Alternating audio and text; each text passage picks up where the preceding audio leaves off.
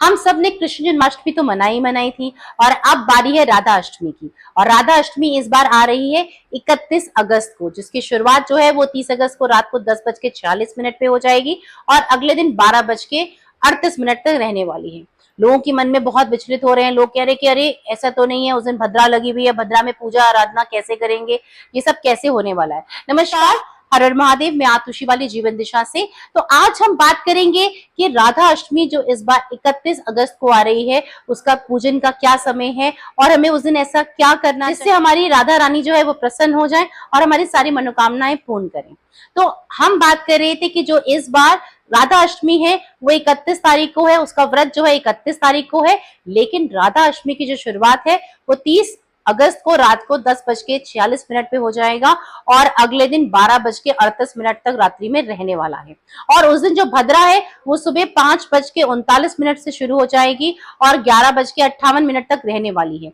लेकिन भद्रा का असर पृथ्वी लोक पे नहीं रहेगा, क्योंकि जो इस बार भद्रा है वो स्वर्ग लोक में है, तो उसका यहाँ पर असर बिल्कुल नहीं है। तो जो लोगों के मन में उथल पुथल बहुत है, लोग हमसे बहुत क्वेश्चन कर रहे हैं कि भद्रा तो कैसे लगी, भद्रा लगी हुई है तो पूजा आराधना करनी है नहीं करनी है, तो ऐसा कुछ नहीं है।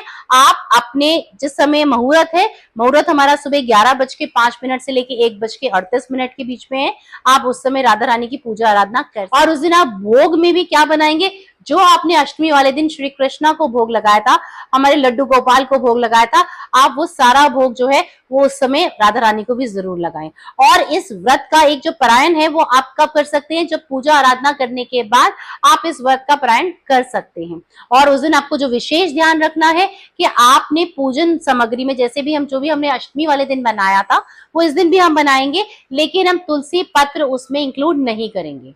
और क्योंकि इस बार जो है रविवार वाले दिन राधा अष्टमी पड़ रही है, अदरवाइज हम राधा अष्टमी वाले दिन जो है वो हम तुलसा जी पे दिया जलाते हैं, जल चढ़ाते हैं, तो आप इस दिन ऐसा नहीं करेंगे, ना आप जल चढ़ाएंगे ना आप दिया जलाएंगे, लेकिन आप तुलसा जी के पास बैठ के श्री हरि विष्णु का जाप, नमो भगवते वासुदेवाय नमो का जाप आप अवश्य कीजिए।